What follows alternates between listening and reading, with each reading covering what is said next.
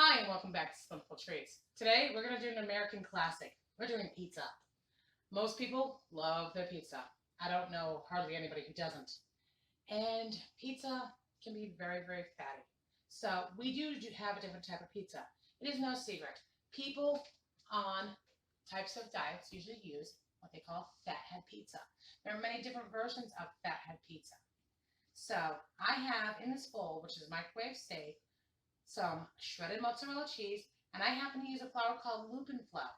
Lupin flour is a flour out of Australia. It's extremely low in calorie. It is very low in carb. It's actually made from a bean. So I've just preferred to use that. I've heard of almond flour, coconut flour. It's basically which recipe you prefer to use. Now I have that in the microwave now for about a minute.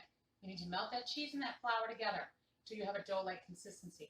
But you only want to do it for a minute on the first time. You don't want to scorch the cheese. And while that is microwaving, I did forget one thing, but I can get that right now. And a rolling pin. Put that out like that. I only have a couple seconds left. Get my paddle. And we will get out this cheese and see how it's doing.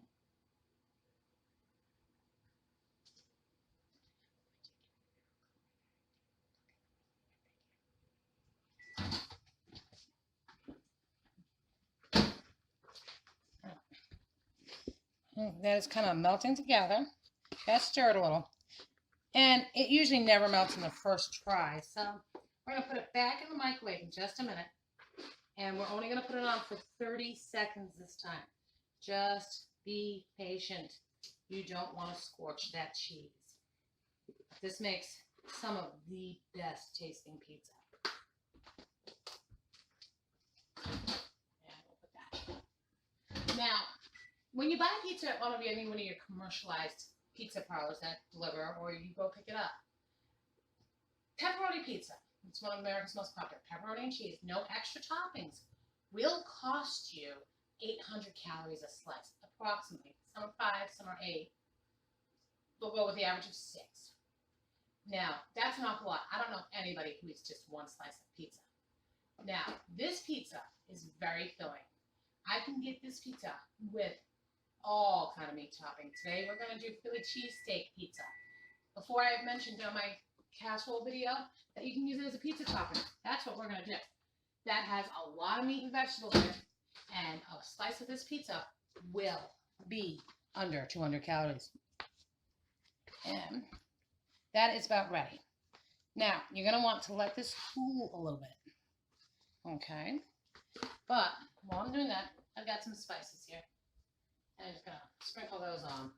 It's salt. It's garlic. It is a little bit of oregano. You can put rosemary. You can put basil. Anything that you would like. Right into the crust. Give that crust a little bit extra. This is actually cooled off enough for me to work with. I've put out 2 pieces of parchment paper. And this is very important. You want to spray them well with non-stick cooking spray. And also I have my pizza pan that is sprayed with non-stick cooking spray. I have a 3rd piece of parchment. It's going to go over the top of your pizza dough. Like any other dough, that's right down. And put your parchment paper on the top. Hand press it first. You're going to want to roll this out. Just treat it like any other dough. Go flat around on this paper. You'll get it. Now, this is it's very slippery today. This is a thin crust pizza. Thank you, Vanna. Extra set of hands sometimes helps. It's a very thin crust dough, so you are going to have to just work this.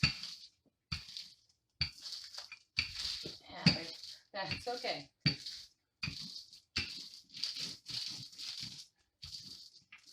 Let me just move that over to here. And just work it. Now it is going to come out in odd shape, but I've got my tricks. And I will show you. Keep on rolling. We'll end up editing that part out. Now, I take the paper off the top and transfer the dough on to the pan. Okay? And plop it right over. Now, if the dough rips or anything like that, do not worry about that. Okay? And you are just going to cut into two. Now, this actually rolled out fairly well. Usually, I don't do this well.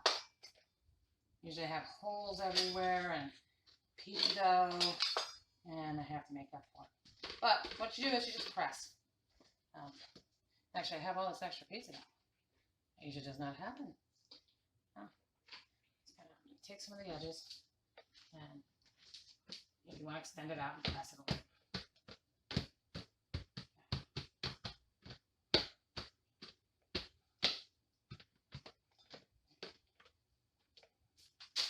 And take a fork, sometimes I take a knife, just want to prick little holes in it. This will happen so that when you rise your pizza in the oven, it rises, and it rises, that it will let out the steam so that you don't end up with huge air bubbles. And I'm one of those type of people, I just like a little extra things in my pizza, so a little bit of, just your regular powdered Parmesan cheese product. I just sprinkle some of that olive oil flavor. Bakes right into the crust. You gotta account for those calories, but that's not much. It's probably 5. And then into the 400-degree oven it will go. That bakes for about 7 to 10 minutes. You do not want it dark. You just want it to turn a light brown. And then take it out. I'll see you in about 10 minutes. Take out the pizza from the oven. It's a little darker than I normally do, but it'll be fine. So, we have just regular tomato sauce. And just putting some of that in. Now you can spice it up a little bit and put a little extra oregano, basil, anything you like in there. The good thing is you can control the amount of sauce that you use. There are people I know who do not like a lot of sauce. There are people who like to drown their pizza. I'm going to spread out the sauce. And, aforementioned, this is the Philly cheesesteak casserole. So, as you know, it's 240 calories for one portion. This is one portion. So when you spread that out and you divide it by 6, it's not that many calories. And you are getting a cheesy, wonderful meat lover's pizza this way. Just spread it right out. This is actually one of my favorite pizzas, is having the Philly cheesesteak pizza. You can make taco pizza, any combination you think. I even like Hawaiian pizza. I know people have mixed feelings about pineapple on pizza. I like food, so I will like any kind. More mozzarella cheese. And just remember, when I quote that it is 115 calories per slice, that is for crust only. I list that only because people like different toppings. So, you're going to count for every topping you use and every calorie that you use. Whether you are using cheese, meats, vegetables. Of course, vegetables is going to be your lowest calorie pizza. In Louisiana, where my husband is from, they actually have crawfish pizza. And seafood is actually low calorie. Now, back into the oven. Now, this is just enough to melt the cheese. So, I will see you in about 5 more minutes. Okay, now, I just put the pizza in the oven for about 5 minutes just to melt everything, get everything warm again. And your pizza is now done.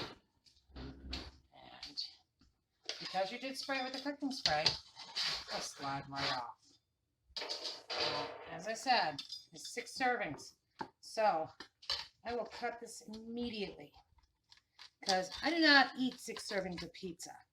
Depending on how many calories you can take in, some people do eat 2 slices. I find that 1 slice is enough, and it's not just because I've been dieting for so long. When you are using a low carbulose flour, especially made out of nuts and beans, it has a tendency to fill you up even more. So you don't have to eat 2 or 3 or even half a pie to get that satisfying feeling like you would from any type of wheat pizza. And nice thin crust pizza. And if you want your pizza to rise a little more, you can always put an egg in the dough and mix it really well. It will make your pizza rise, but it also makes it stick. I happen to have a friend who is allergic to eggs, so I leave that out. Well, this is Amy again for Simple Treats, and now you have your pizza and you can eat it too. Just remember to subscribe, like, and share to my YouTube page. Also, you can get a hold of me at simpletreats@gmail.com, and also like me on Facebook, and you can subscribe as my friend, and that is Amy Smith on Facebook. You'll see my picture up. Have a great day.